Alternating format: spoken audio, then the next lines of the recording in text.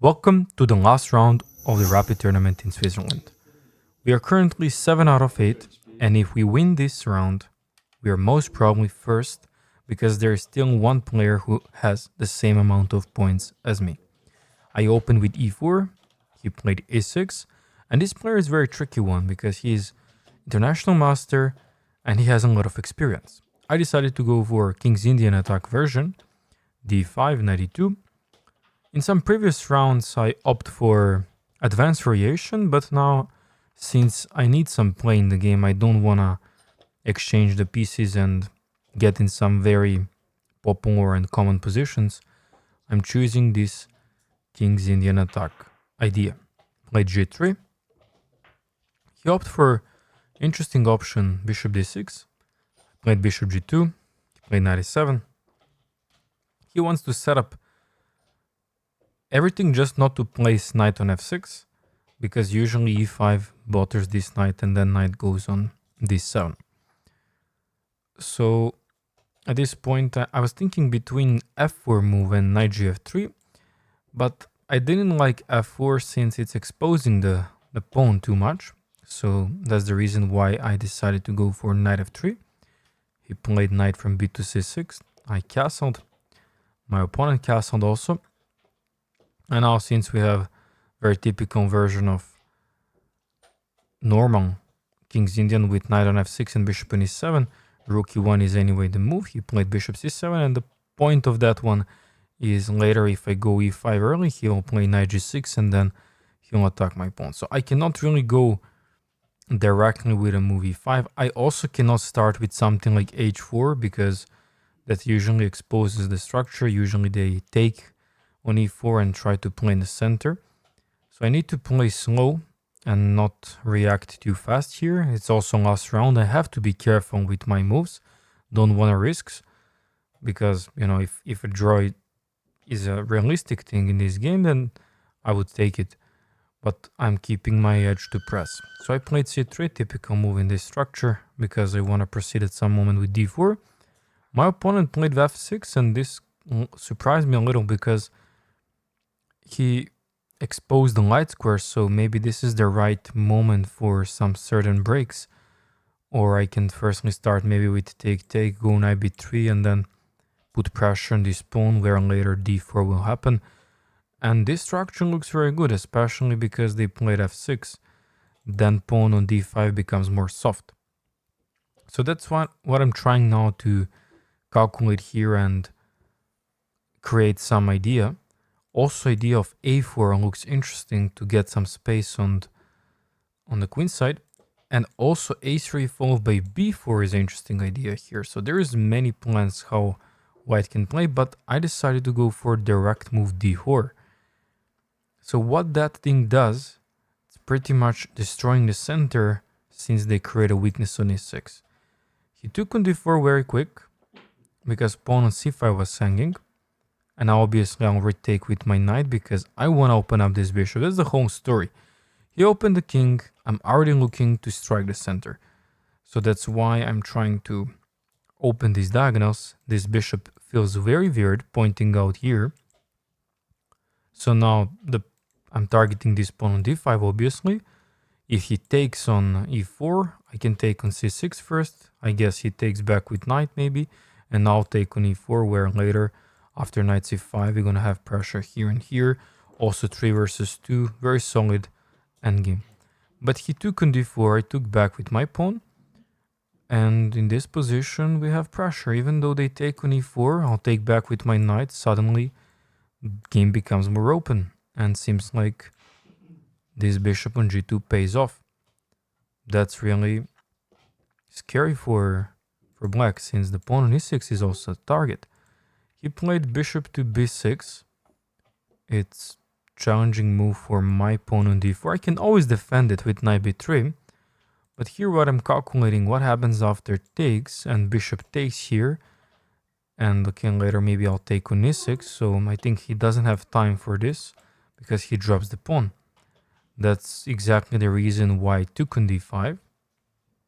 And now he has to retake it with pawn or with a knight. I think of course with the knight is better because he's developing and centralizing the piece. Also, he's creating more space for rooks and queens behind, like he'll play bishop d7, maybe something like trying to put a queen here in d6. But he took with a pawn, which surprised me. Now knight on e7 is a bit weird, and already white got a lot of advantage. Why? Because his pieces are coordinated better for this middle game. Like, this knight is bad, also pawn on f6 doesn't do much. He would like to have the knight on f6 instead of pawn, because he'll support a pawn directly and also create some sort of counterplay on the light squares. He can't place the bishop on f7, unfortunately, so that's another problem for him. He can maybe try to go around, but this takes so much time. My next move could be something like this. I don't really mind letting him take my knight, because after d takes c5, the problem is these pawns could be dangerous, especially after b4. And also bishop pair is something what black cannot underestimate here. He developed the bishop on f5, which is logical square, but now according to engine, knight c5 is a very powerful move, because it attacks the pawn on b7, and now most probably they will take her in the structure. We take back, and here we have already some threats, even maybe potential sacrifices, followed by queen takes d5, queen takes b7, bishop pair is bishop pair, and this could be really dangerous stuff for black to handle in the game. Like if he plays bishop e4 here, then we can even ignore, play something like bishop f4, or we can even, take that pawn. Maybe it's even possible to go for this, and then later, after trade of queens, to win this one. So bishop f5 on the board, knight c5 the best move, but I decided to be more, solid and play bishop d2. To be honest with you, I didn't calculate knight c5. I just wanted firstly to get out of my pieces. I think knight c5 as a move is a bit advanced to find with like 20-30 seconds and also understand why is this the best one. So after knight c6, my point was just to play fast, solid, quick, without so many, long moves and overcomplicating generally and overthinking my opponent's ideas. So that was my priority plan. Tactics, of course, they won't come, but in this position, tactics doesn't exist. Knight c5 was more like a strategical move, which gives a long-term advantage if black accepts the trade on c5. And not accepting that trade is kind of hard generally to handle the game later. Queen d6 on the board. And now, the benefit of bishop being here was to not allow generally queen to use this square. But anyways, bishop seems like a big pawn in this chain, but it's a very good defensive piece. Queen h5 on the board, challenging move.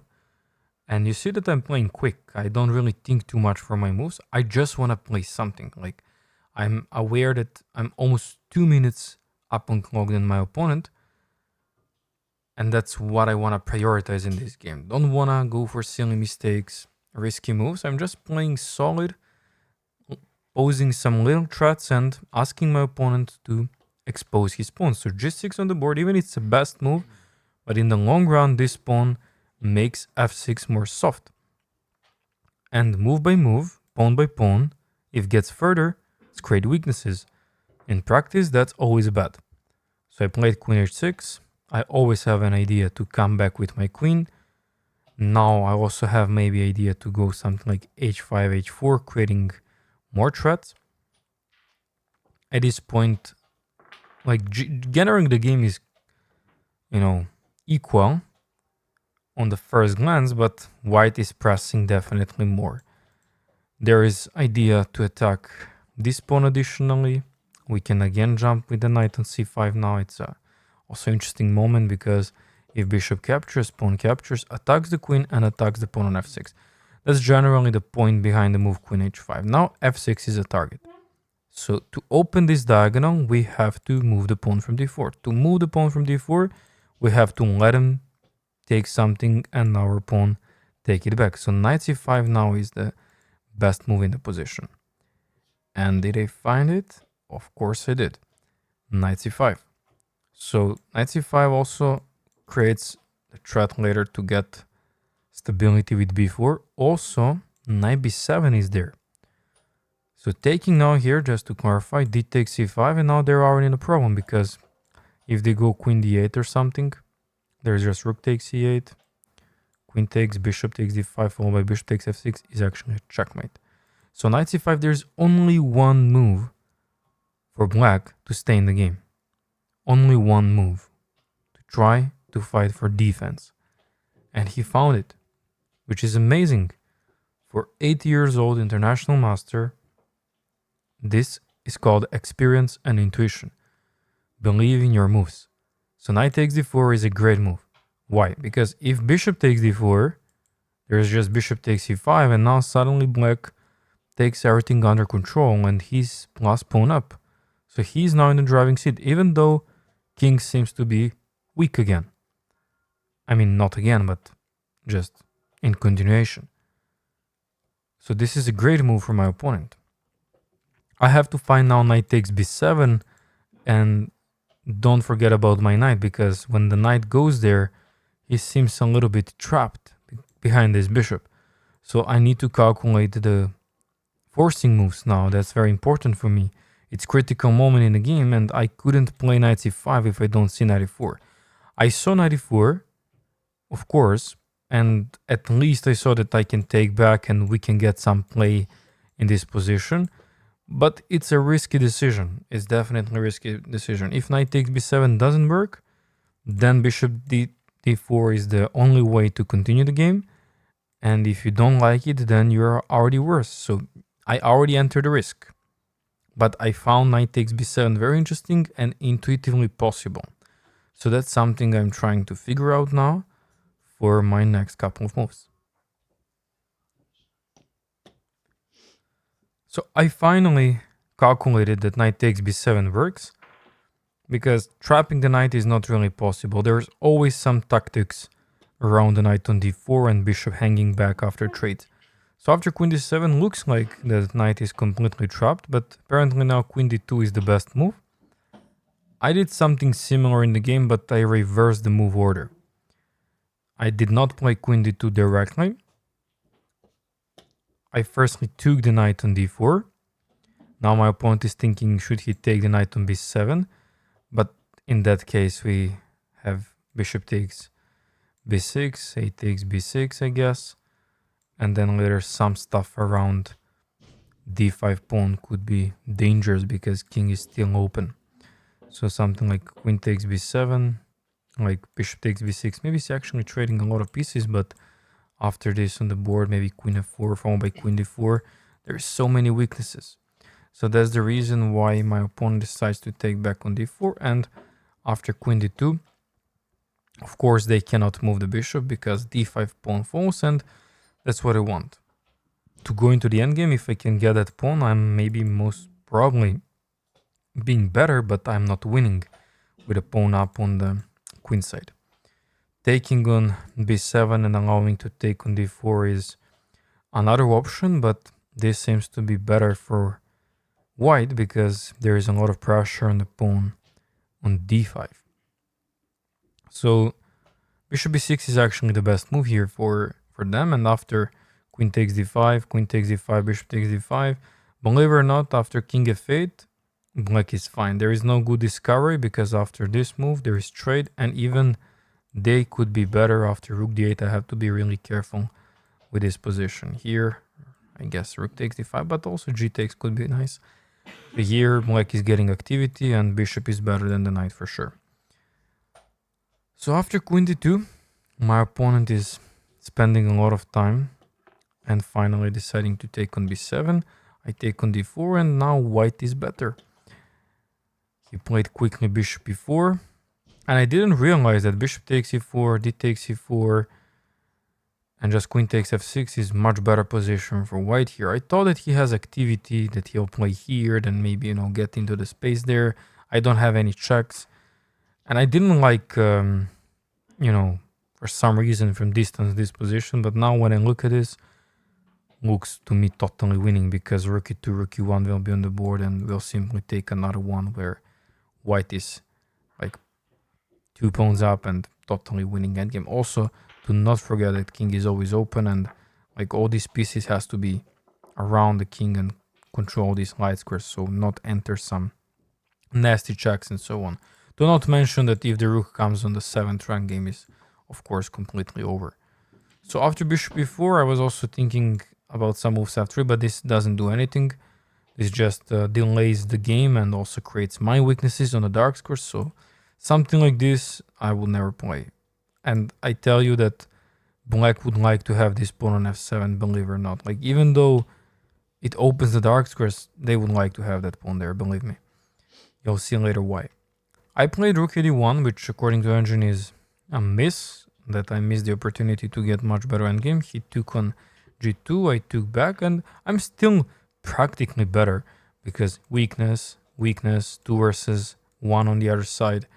You know, my rook's already active. Like, just feels more comfortable for white here, but you know, it's not that much like a disaster for black here. I'm already seeing that black can consolidate, especially he'll trade the pair of rooks, and now I'm threatening to play rook e6.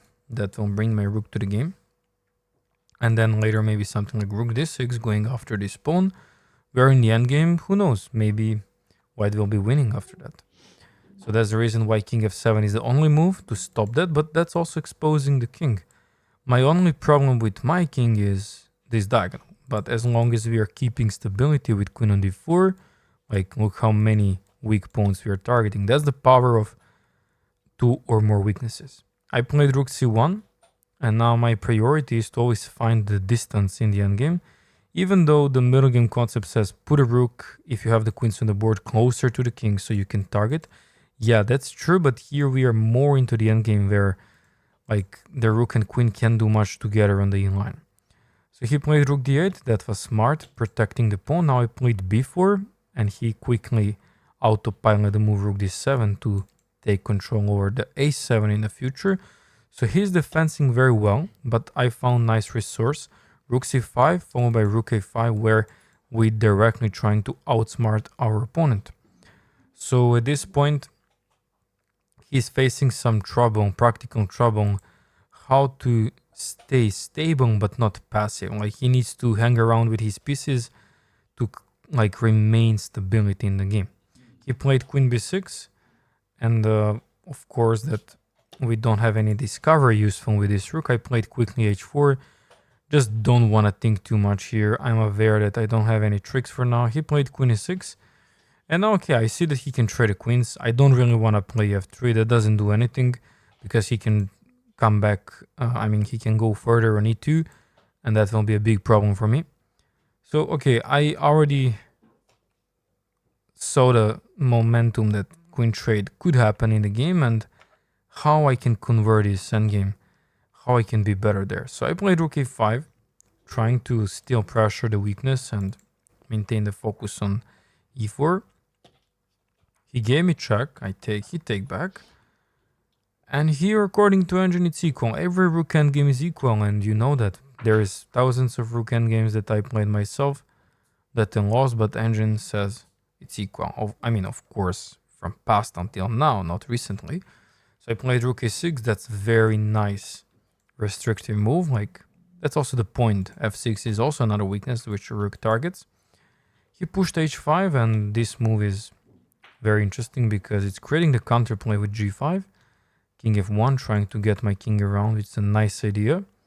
Now I think rook d2 is very powerful. I think so. Or earlier, maybe earlier rook d2 was powerful. He pushed g5, which opens another angle of battle. I take, he takes, and now the h5 pawn hangs. But the problem is here, this pawn is not really the key thing. Now suddenly black can get the activity with rook d2 or rook d1 and rook e1. He went for rook d4, which is also totally fine, targeting my pawn on b4. And once I take this pawn, king g6 will happen, and I'm in practical trouble. I played a3 to protect my pawn on b4. This looks like a smart idea. Anytime I take actually on h5, he'll play something like king to g6. Also, I don't have time to go and take the pawn because he would take the pawn on b4, and I don't want to draw. That's why I'm pressing here, trying to leave the pawns on the board. So in this position here, what surprised me is he played a move a5, and this gives me some sort of chances now. Of course, I'm not gonna take this pawn because after rook a4, push and take, I cannot win this game. This is absolute draw here because his rook will always be here and here. My pawn can never push.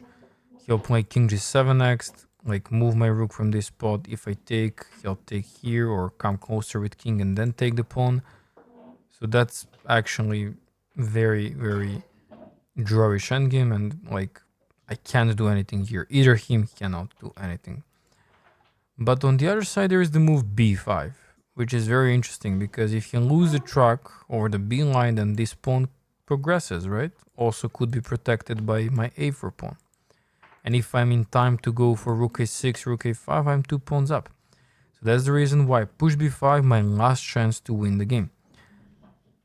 Like, probability of getting this pawn to the queen is very low because, of course, he can always give me check and just watch this pawn from behind, which is fascinating. How in the rook endgames, resources and for a draw is quick, but sometimes we just don't see it, overlooked or something. Now my opponent is a little bit greedy.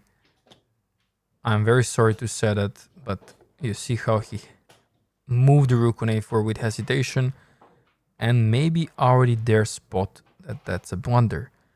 So if you want to find the winning idea, pause the video and try to find it. So it's actually very easy. It's not a big deal. It's just b6, of course. And the main point is he's not in time to get back, because after b7 game is over, we're gonna play after rook b3, rook to h8, and he can't take the pawn because there's this popular skewer from behind, and that's the reason why he resigned the game. We actually won the tournament. Congratulations, with 8 points out of 9. Very happy to finish my trip in Switzerland with this win, that I can safely go home with a trophy. Also, what is very interesting fact that I didn't slept a single hour for this tournament the night before, and that really fascinated me, that I could focus very well and the sleep didn't bother my play. Thanks for watching, and I'll see you in the next tournament. Dobry ma, dobrą zmyślił, ja ich tu nie.